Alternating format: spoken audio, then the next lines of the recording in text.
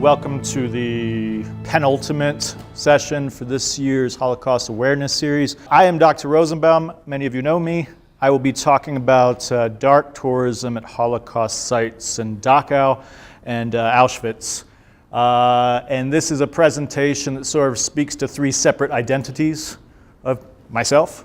First off, many of you know I'm trained as a historian of modern Germany, which means I studied with people with names like Gunther Kronenbitter and Holger Afflerbach, and I read a lot of books about Nazis and the Holocaust. I am also, more recently, after a bit of a rebranding, I guess, a historian of travel. I wrote my first book about tourism in Bavaria and discourses about modernity and nationalism. And I'm currently working on a second book project that is a much broader history of travel, period. From mass migrations to mass tourism. Dark tourism is probably going to play a role in the epilogue when I consider more postmodern variants of travel.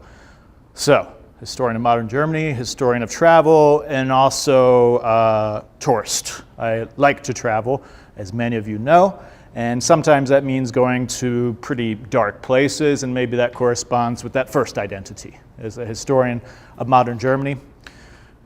That being said, what you'll hear from me today is not super historical, and it's mostly relatively recent photos of these Holocaust sites in Dachau and Auschwitz, taken by myself and my wife. I want to start with a brief overview of the concept of dark tourism, identify some important scholars, not just historians, but scholars who have written on the subject, and then it's a bit of a slideshow. As we take a look at these photos, as I muse about things that I saw or things I remember, things that I observed and perhaps perplexed me a little bit at these places, and then we'll end up with some discussion. I'll give you those questions before we even get to the photos, and we'll hopefully have a good conversation about it. I tried for a couple minutes to get the other screen to work. I gave up. The two screens, I find it distracting anyways, so look over there. All right. Can everyone hear me okay? All right. So, dark tourism, pretty popular subject these days. It has inspired, I don't want to forget my lines. It has inspired the founding of the Institute for Dark Tourism Research at the University of Central Lancashire in Northern England. It inspired the launch of the academic journal, Current Issues in Dark Tourism Research, as well as the recent publication, I think just last year, of the Palgrave Handbook of Dark Tourism Studies. And that's a big tome of a book that features some 30 essays exploring the various facets of this phenomenon. If I could do a little self-promotion, recently there was a roundtable discussion published by the Journal of Tourism History that talked about the history of dark tourism, and I played a bit of a role in putting that together. So, scholarly, there's quite a bit of interest in the subject, especially in the last 2 or 3 years, really. But dark tourism is also a popular subject outside of academic circles, and some of you might be familiar with this program. In late July 2018, right as I'm finishing up editing the roundtable discussion on the history of dark tourism, the show debuted on Netflix, and it follows the adventures of this Kiwi journalist, which is to say a guy that writes articles from New Zealand, David Ferrier, as he seeks out, in his words, the mad, the macabre, and morbid in locations across the globe. So in the first episode, Ferrier offers his own definition of dark tourism, which he defines as, quote, a global phenomenon where people avoid the ordinary and instead head for holidays and war zones, disaster sites, and other offbeat destinations. Now, many of the destinations featured in the show, I think it's about 8-10 episodes, are associated with death or destruction. For example, he goes to Dallas. He goes to the location of JFK's assassination. But other destinations arguably just downright weird. For example, he goes to a theme park in southern Japan that features a hotel staffed entirely by robots. So however we define it, dark tourism clearly demolishes the simplistic, the early 19th century definition of tourism as traveling for pleasure. It is categorically unpleasant to visit cemeteries, to visit crash sites, to visit death camps, and yet people queue up to see such places. I've been in those queues in some cases, which begs the question, why? And scholars have been seeking to answer that question since the early, mid-1990s. So here's sort of a greatest hits of scholarship on dark tourism, at least the first collection. So it starts with Chris Rojek, 1993. He starts the conversation by introducing this idea of black spots. In his words, the commercial developments of grave sites and sites in which celebrities or large numbers of people have met with sudden and violent death. So already that's seeming like a relatively narrow definition from Rojek. And according to this particular scholar, this obsession is widely shared, and it's associated with what he calls the landscape of post-modernism, which, to translate past the scholarly mumbo-jumbo, relatively recent phenomenon. Now, 3 years later, A.V. Seaton, goes by Tony, coined the term thanatourism to describe, quote, travel to a location wholly or partially motivated by the desire for actual or symbolic encounters with death, end quote. So a spin on the black spots. We're not quite to dark tourism just yet.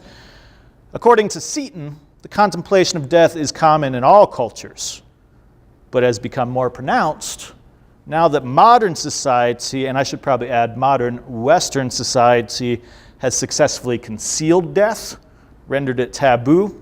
We don't talk about it much, and therefore maybe it manifests itself in this irrational impulse to go to very depressing tourist attractions.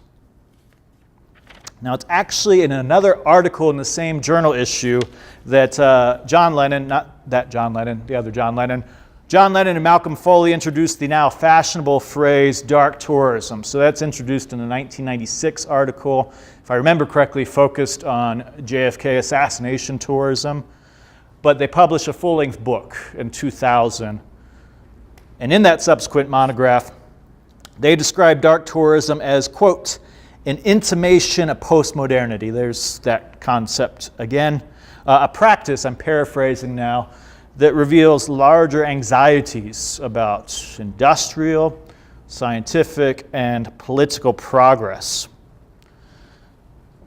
So in other words, according to Lennon and Foley, visiting certain sites was a way to visualize the dangerous consequences of new technologies, like going to Hiroshima, for example, or new ideologies, going to the party rally grounds in Nuremberg, for example. So, all three of these early analyses of dark tourism or thanatourism, some people talk about death tourism or black spots, all of them seem to highlight the modern and postmodern motivations underlying this novel form of travel. But, believe me, I know from my own research, there are ancient and medieval precedents for what appears to be this recent, if not postmodern trend. And for centuries, travelers have demonstrated a fascination with attractions that were a bit morbid. Long before there's a tourism industry, we have tourists, even in ancient times, ancient Greece, ancient Rome. And in the very first guidebook, the ancient Greek author Pausanias described, for example, a memorial to all the Athenians who died in battle at sea or on the land. And he continues in a pretty morbid vein. Their tomb is in that place in honor of their courage, but the rest lie beside the road. This is antiquity, and he's talking about a black spot, essentially. Now, medieval pilgrims, even ancient pilgrims, are even more obsessed with death. In Jerusalem, for example, Christians visited places, still visit places, associated with the death of Jesus of Nazareth, including the site of his execution, the site of his tomb, both covered by the Church of the Holy Sepulchre, and that's sort of the original Christian pilgrimage. But there's holy sites throughout Europe. And at those places, pilgrims visited sites where martyrs had met their end, or they would look at a variety of relics associated with Jesus, associated with his mother, or associated with a multitude of saints. Some of them probably never heard of before, like Saint Mundisha. Many of these relics, probably the majority of them, are bodily remains. And some of these tombs, not the one pictured up there, some of these tombs even featured a small opening. It was known as a confessio, and the pilgrim could get close and put a handkerchief into it and touch the bodily remains, and then essentially create their own secondary relic. That's what scholars call it. Just through contact with the dead body, now they have something holy. I put that one up on the screen because some of you know I spent some time in Munich, and I always found that little side chapel in St. Peter's fascinatingly morbid. That is the body of Saint Mundisha, who is covered in jewels. She's got jewels for teeth covering the rotting teeth. To be fair, I don't think that corpse is translated to Munich until the 1600s, but it does offer good visual representation of a much older form of dark tourism. So, acknowledging that dark tourism is maybe just a spin on far older tendencies and trends, I want to look at these two Holocaust sites in order to answer a number of questions. You're going to see these again at the end of the presentation, so you don't have to memorize them, but this is what I would like to consider with you. Why do we feel the need to visit places associated with death, destruction, and even genocide? The scholars are beginning to answer the questions. I'm not entirely satisfied, given that they focus on the modern and the postmodern. Secondly, how does this form of tourism compare to other forms? Should tourists behave differently in places like Dachau and Auschwitz? Number three, to what extent are these places inauthentic? To what extent are they manufactured in some ways, not real? And does that matter, ultimately? And if that seems mysterious, that question, hopefully it'll make more sense in a little bit. And finally, connecting it to the series, how might dark tourism contribute to Holocaust awareness and maybe genocide awareness much more broadly? So, now here's the part that makes me very uncomfortable because I put my notes down and just ad-lib for the rest of it, so bear with me. All my students are thinking, oh, this hasn't happened before. So, mostly pictures that my wife and I took, aside from some introductory slides for first Dachau, and then for Auschwitz. We'll go in order, and this is sort of chronological order because Dachau is the very first German concentration camp. That opens the year that Hitler becomes chancellor. Some historians call that a seizure of power. I call it an acceptance of power because he was democratically pushed into office, in a sense. So it's the very first Nazi concentration camp. It was a model for other camps. It was a place where notorious commandants of death camps were trained, like Rudolf Höss, for example, who we'll come back to later. Located on the grounds of an abandoned munitions factory near the town of Dachau, which is about 10 miles, should be in kilometers, I guess, if we're talking about Europe, about 10 miles northwest of Munich. Now, initially, prisoners were political prisoners, leftists, communists, socialists, other political opponents of the Nazi regime. It's not till after Kristallnacht that Jews start to be sent en masse to Dachau and other camps like Buchenwald.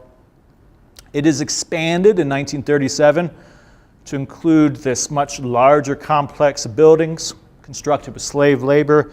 I guess here we are talking about this large complex.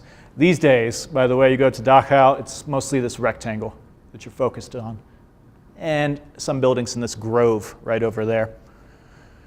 That grove is where there's a crematorium and a gas chamber. It was built in 1942.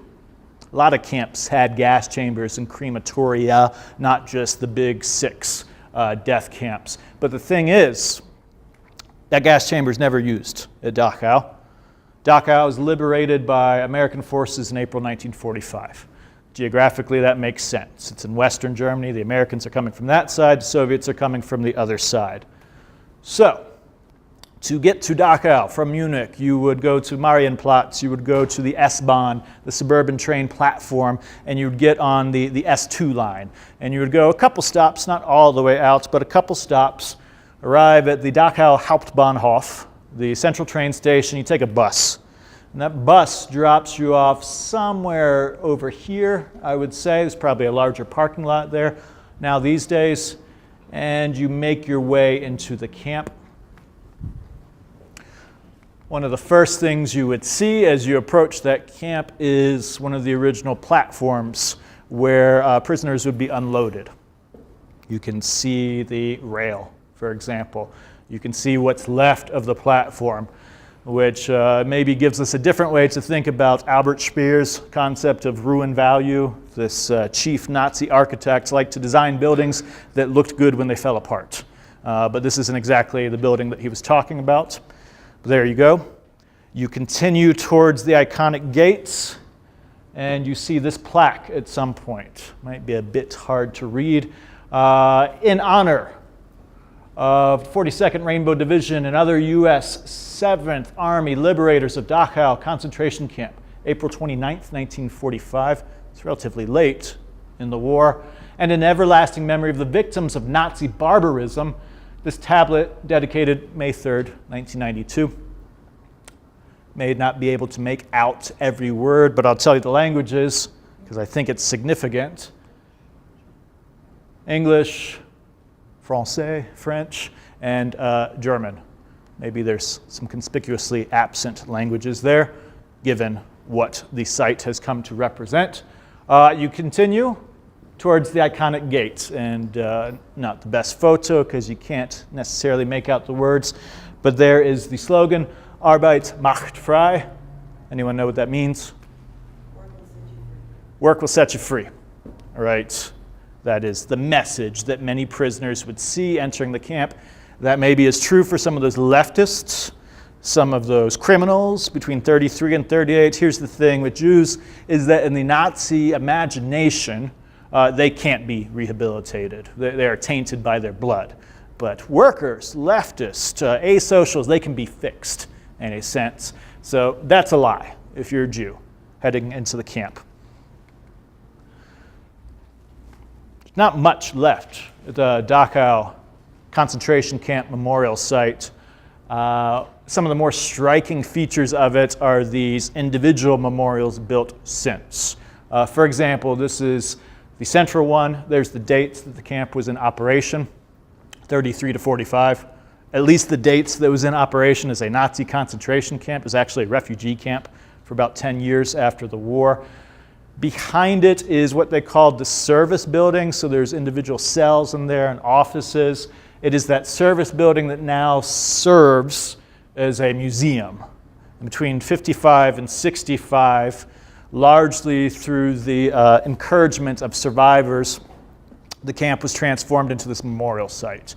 So there's a museum, there's an archive, there's a library. Initially, up in the attic, there were apartments for the caretakers of the site. So that's maybe a little unsettling already that after 45, many people lived in the Dachau concentration camp site. So here is this iconic sculpture, corpses, barbed wire, a little bit open to interpretation. On either side of what was, back in the day, the so-called Appellplatz, the roll call square, there's additional memorials. Another iconic one, note the languages at the top, Hebrew, French, English, German, finally, in the Cyrillic, Russia. I think it's Yiddish. Is it Yiddish? Since I don't understand it. Because you don't understand it. Never again, though. is the message. On the other side, a little bit more avant-garde perhaps, these deconstructed Jewish stars, also just Nazi badges. The triangle was pretty prevalent, set against this large chain. In the background, you can spot the gate. That's where the Arbeit macht frei gate is. So, the museum is all in this building. That is one of the few original structures at Dachau. And the museum was refurbished in 2003. I've been to Dachau 4 times, not just to the town, but to the memorial site. Not necessarily because I'm a historian, a modern Germanist, but because I was an exchange student in Munich for about 10 months. And every time someone visits, day 3 or day 4, you go to Dachau. That's how it works. You get away from the churches and the palaces and the beer gardens and you go to Dachau. And it never fails, even if it's a sunny, gorgeous day in Munich, you jump off the bus by those gates and it is gray and rainy in Dachau every single time. So I went 3 times before the museum is sort of reconceptualized in 2003. These are photos from 2012. I thought this was interesting. One corner in the museum, you see the original foundations of it, kind of left that way as a reminder of the way it once looked. Here in the central chamber of the museum, you can look out. So there's the other side of that sculpture we just saw. And there's a very useful 3-dimensional model of the camp as it originally looked. So once again, that's the rectangle that you would visit today. That's all gone. Most of this is gone as well. These buildings are gone. What you got left is the service building, kind of elongated U, and then the gas chamber and the crematorium are still there. Otherwise, it's all gone.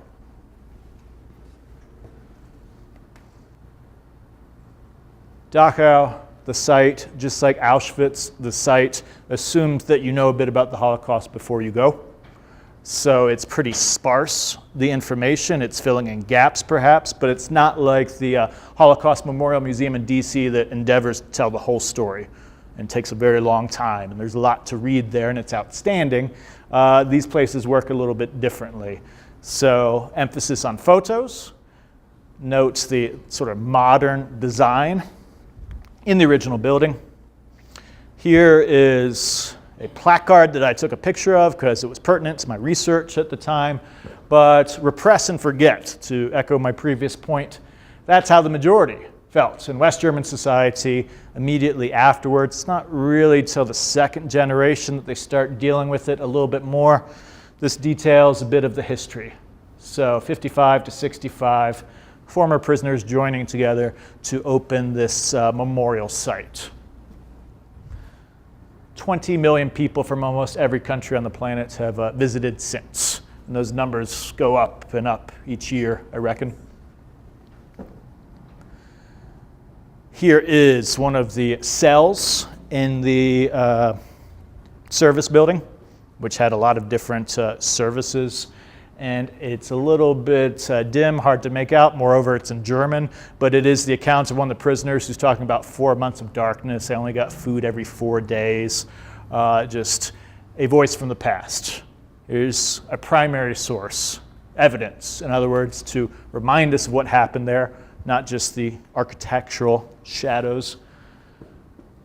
Here is a skylight in one of the very few original buildings that I think just really paints a picture, so to speak, the grim, the dirty features here.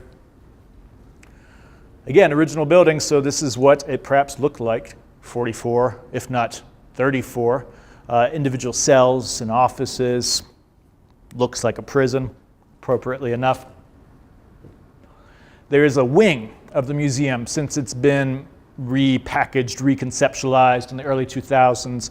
There's a number of artworks and other items related to Auschwitz, or excuse me, Dachau, that have been created afterwards. I was struck by a couple in particular.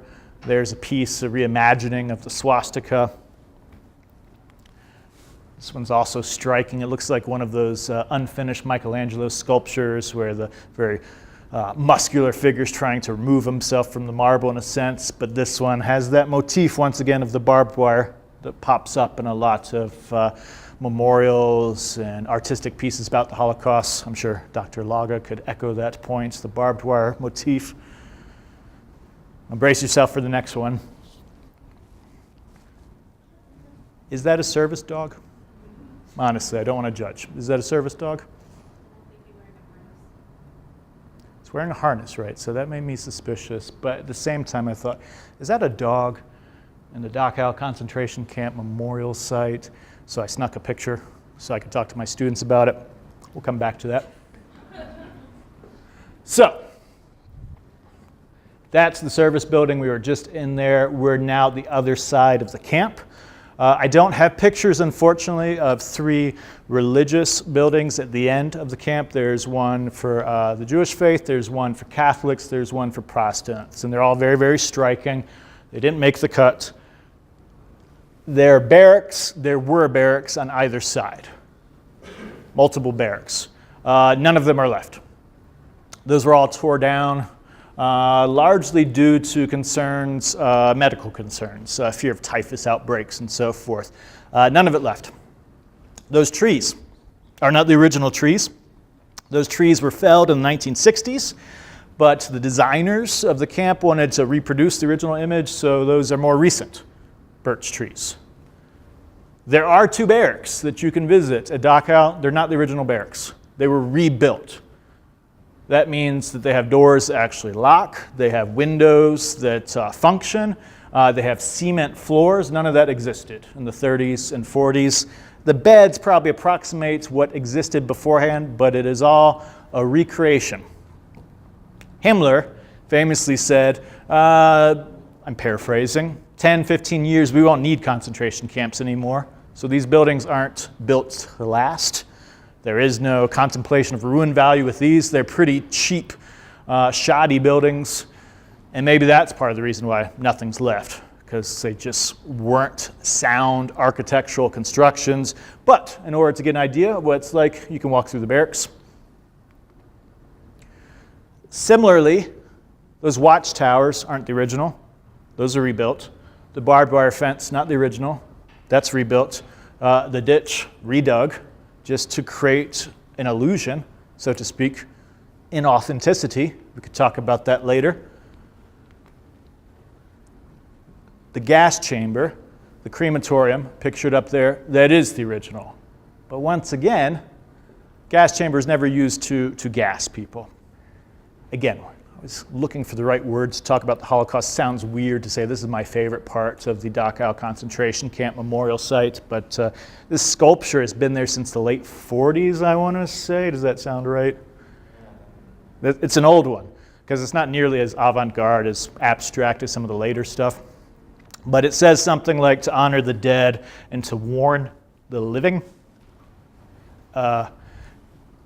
I was in Dachau at some points with a fellow exchange student, Aaron Lowinger, who was Jewish, and we bumped into an old man standing next to that statue who said he was a prisoner at Dachau and came back every day. And we met him next to that statue. Never seen him again, but yeah, that's Dachau. Not much left to it. It is pretty cleaned in some ways. Whitewashed, maybe not the right word, but gray and white and symmetrical. It is a very stripped down symbol for the concentration camp, and it's pretty small. You can get through the museum reading all the placards and walk to the gas chamber and back in 2-3 hours. That is not the case with Auschwitz. It's huge. So, Auschwitz, that comes later.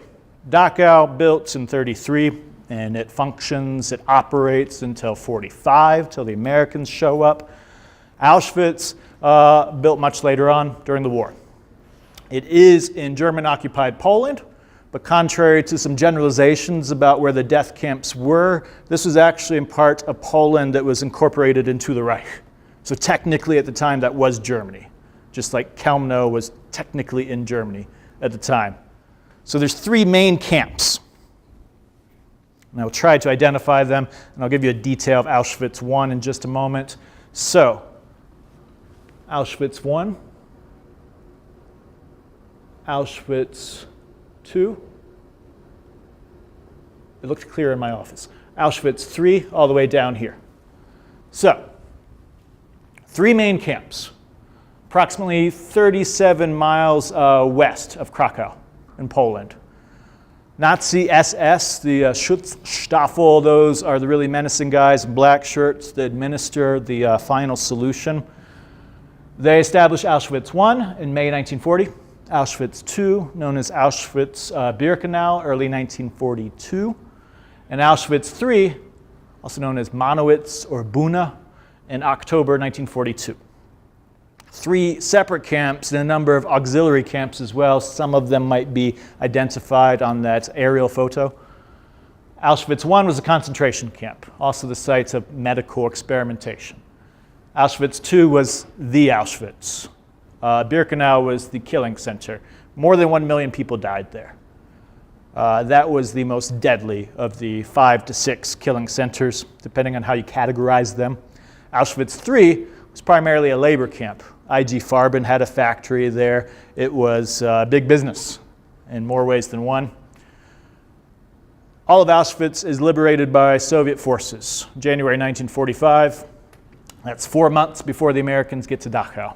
And geographically, that makes sense. The Red Army is moving very quickly through Eastern Europe in 44, 45. I want to underscore the vastness of Auschwitz as compared to Dachau. There you go. So, there's the square where we were just spending some time. Auschwitz I, right there.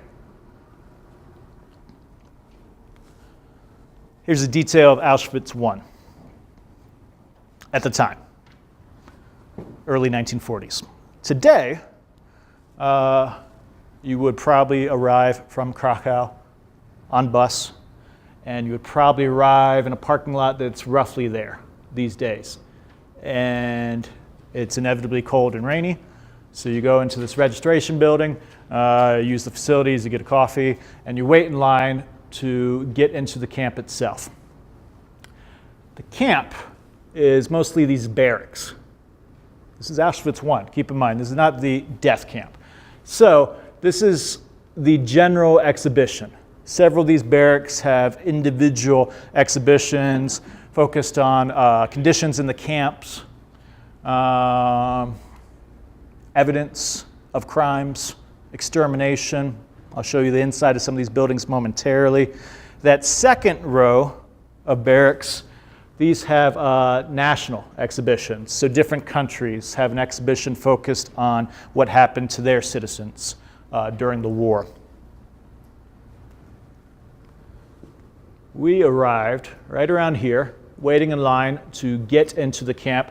And one thing that I'll remember, and I've told my Holocaust class this is where we saw, I must assume he was a Polish gentleman, because he was distributing literature about how this is a German death camp, not a Polish death camp. Don't be confused, and don't in any way insinuate that the Poles had anything to do with the Holocaust, which is, incidentally, a crime in Poland these days. No longer a criminal offense, because Israel and the United States and a number of other countries said that's wrong, but now it's a civil offense.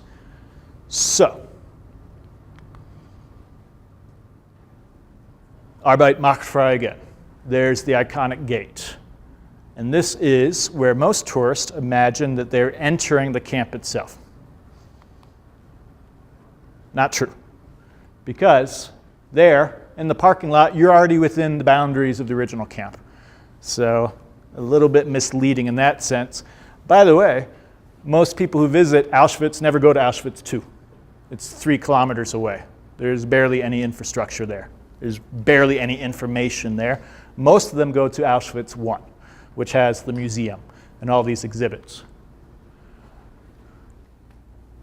The typical dark tourist, taking a lot of photos with headphones on so we can hear our tour guide, who was also a slightly defensive Polish citizen.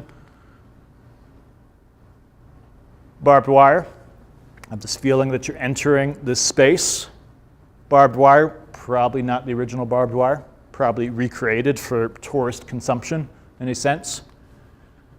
Here is an informational tablet that briefly describes what many have denied for a long time, that there's actually an orchestra that played when Jews and other prisoners arrived in Auschwitz, and it details relatively concisely how that served a practical function. It helped them to count, helped to provide a rhythm to people coming in. The languages there, pretty sure it is Polish, English, and Hebrew once again. Moore could correct me if I'm incorrect on that one. So the languages, that's something I'm underscoring because it points to the different demographics that they're catering to, that they're reaching out to. Here is the back of Auschwitz I, so we're in between those two rows of barracks. On the left would be the general exhibition, on the right would be those national exhibitions. We were on Auschwitz I ground for what seemed to be a very long time, but it was probably only 2 or 3 hours, and then a brief bus ride over to Auschwitz II. We went into maybe 4 or 5 of those barracks, and that's it. You could spend all day there going to the different barracks. I want to say this is Barrack 6, with the main hallway lined with these framed photos of Polish prisoners, primarily. I want to say this is Barrack 7, that depicts some of the material conditions, the living conditions. These are the sleeping mats that prisoners would have slept on in those Auschwitz I barracks. This is the back, sort of right-hand corner. This is between blocks 10 on the left and block 11 on the right. Block 11 was the site of medical experimentation, some really horrific things. Block 11 also has the distinction of being the place where they first tested Zyklon B on Russian POWs before they even constructed a permanent gas chamber on the other side of the camp. And between Block 10 and 11, there is the Black Wall, which was the site of executions. So in addition to all the horrible things that are happening in Block 11, there's routine executions right next door. They're also torturing people in Block 11 during the war. You see these posts. They would hang people by their wrist from behind on those posts for hours on end. I want to say I was the one that probably waited till all those tourists got out of the way so I could have a uninterrupted photo. You see people leaving flowers at the site as if it's a grave site, because it is, in a sense. This is Block 5. This is the one that gets you. This is the material evidence of the crimes. So if you watched Denial last night, we talked about why it's so important to have evidence. Tons of evidence in this building, making Denial just mind-boggling to me. Documentation, orders signed, talking about transports of Jews and quantities of Zyklon B. There's some of the pellets of the Zyklon B on the right.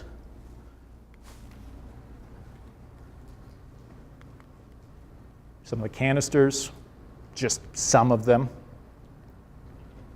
By the way, these are, the last couple photos, the next couple ones, often materials from Auschwitz II, but they're in Auschwitz I, leading to some confusion potentially among tourists about the authenticity of what they're seeing.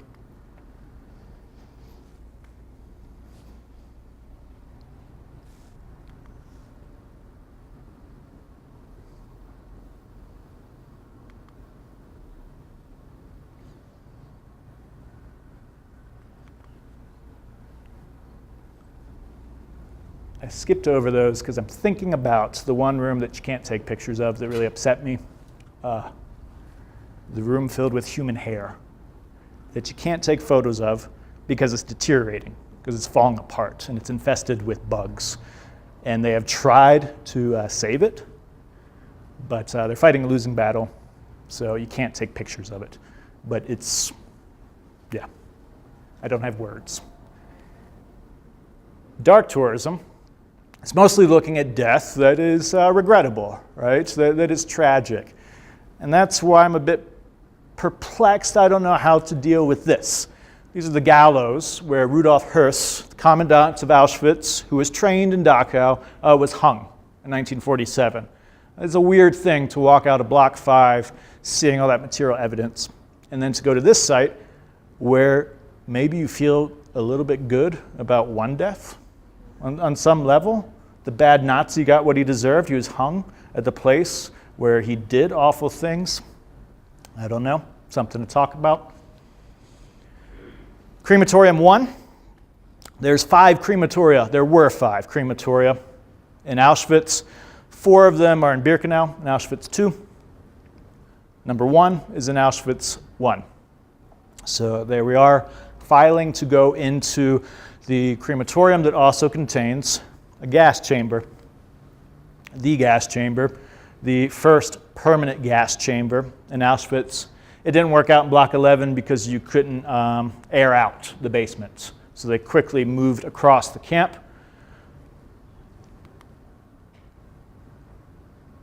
There's a photo not dissimilar from the photo I show in 102. When I give a lecture on the Holocaust in 3 weeks, I will be doing so. Mine might be black and white to match the aesthetic of the PowerPoint, but it's the same gas chamber. Right next door, the crematorium, where they would burn the corpses of the murdered prisoners. Here's the rub. It's not the original. That's not the original gas chamber. That's not the original crematorium. They are reconstructed for the memorial. Reconstructed with the original materials, but it is arguably not real. And that is the only gas chamber that you can enter in Auschwitz, the entire complex, because the 4 in Auschwitz 2, you'll see them momentarily, were destroyed. One of them was blown up by prisoners, and the other 3 were destroyed by the Nazis as the Soviets were approaching. So the only real one is not real. Not real. Very real and iconic. So it's about 3 kilometers. Now I know I'm switching from miles to kilometers, so what's that, about 2 miles approximately. So a short bus ride away. Some people walk, I suppose. Didn't rain all day in Auschwitz 1. Of course, it rains in Auschwitz 2, and I wasn't mad at that. Seemed appropriate. So there's the iconic gate through which the trains would enter. You've seen Schindler's List. There's that scene later in the film where the women, Schindler's female Jews, are sent to Auschwitz mistakenly. Not the real Auschwitz 2. The authorities wouldn't allow Spielberg to film on the Auschwitz campground, so he actually had to have people construct a fake guard tower, an entrance to Auschwitz 2, and in a weird spin-off, that becomes a tourist attraction for a couple years. And people go to that. And there's still Schindler tours in Krakow. You can get on a bus and go to the factory within the city limits, what's left of the ghetto, etc. Close to that iconic gate that's on the cover of a countless number of books. Used to be on the cover, first page of my 445 syllabus. You got this reminder, presumably in different languages. There's another one to the left. In the years 40 to 41, German occupants expelled the Poles from these villages, took the land, took the buildings in some cases, and that was erected on the 60th anniversary of those tragic events by Poles. So you can very much see the Polish voice. You can hear the Polish voice in Auschwitz 1 and 2. There are some of the original barracks in Auschwitz 2. They're not complete reconstructions like the ones in Dachau, but Himmler didn't want them to last. He didn't think they would last. He was pretty arrogant. He thought that this would all be winding down at some point. So those barracks have had to be reinforced. The barbed wire has deteriorated, so that's not the original barbed wire. The railway tracks The trains would go straight into Auschwitz, pretty close to Crematoria 2 and 3 to expedite mass murder. Those railway tracks have been reinforced as well. It's not entirely the original. But you can walk into these barracks. You can see what the living conditions, if we can call it that, were like for prisoners. The latrines.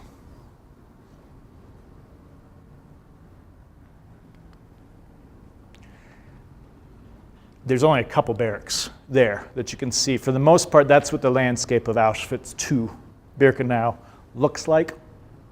If you watched the movie last night, I'm pretty sure that was filmed in Auschwitz II. That was the real deal, with snow to make it look even more appropriate. So you see chimneys left of all these barracks, and recall from that earlier slide, maybe it was a bit hard to see, Auschwitz II is massive. Dozens and dozens of barracks. There's the tracks running through the central part of camp. There's the chimneys, what's left. There's the barbed wire, reinforced after 1945. At the back, and this is Dr. Lager terrain, is the International Monument for Auschwitz. I was reading up on it beforehand. This is a product of a competition. They asked for different applications, proposals for an international monument that would go at the back between the two crematoria, 2 and 3. I'll show you the ruins in just a moment. The committee wasn't satisfied with any submission in and of itself, so they picked the 3 that they liked the most, put those people in conversation. This is what they come up with. A little bit more abstract, right, than the kind of Chaplin-esque statue that you saw at the back of Dachau. Got these big slabs of rock that are maybe supposed to represent coffins, sarcophagi. At the center, there's this larger mass, maybe that's supposed to represent a smokestack. Maybe the triangle echoes the badges that Jews and others had to wear. Maybe these 3 figures are man, woman, and child, stretcher, but it's open to interpretation. It is behind, I think it's 20 different plaques with the same inscription in different languages. There's the German one, lots of flowers around it, a couple rocks. And there's the one in English. Forever let this place be a cry of despair, a warning to humanity, where the Nazis murdered about 1.5 million men, women, and children. It's correct, as well as I know, mainly Jews from various countries of Europe. Auschwitz-Birkenau, 40 to 45. That's an expanded time frame to include Auschwitz I. So on either side of that memorial are what's left of Crematorium 2, Crematorium 3. Crematorium 1 is in Auschwitz I. So this is Crematorium 2. What's left of it? The Polish government, if I recall, in the late 40s, passed legislation that said you can't do anything to these grounds. You have to preserve it as is. You can't develop, you can't tear things down. It has to stay as is, even if that is a massive headache in terms of maintenance. Again, for those that watched Denial last night, there's the steps that Lipstadt and her legal team and that historian that she was with descended down into the gas chamber, what's left. You go down the steps, there was a derobing room, and then you take a right into the gas chamber, and the crematorium was on the other side. So this is Crematorium 2. Crematorium 3 doesn't look much different. I thought that was a good photo because it had the Star of David wreath in front of it. In the woods, far off on the left, are what's left of Crematoria 4 and 5, as well as mass graves, as well as a pond where the Nazis threw the remains of various victims. Thank you very much.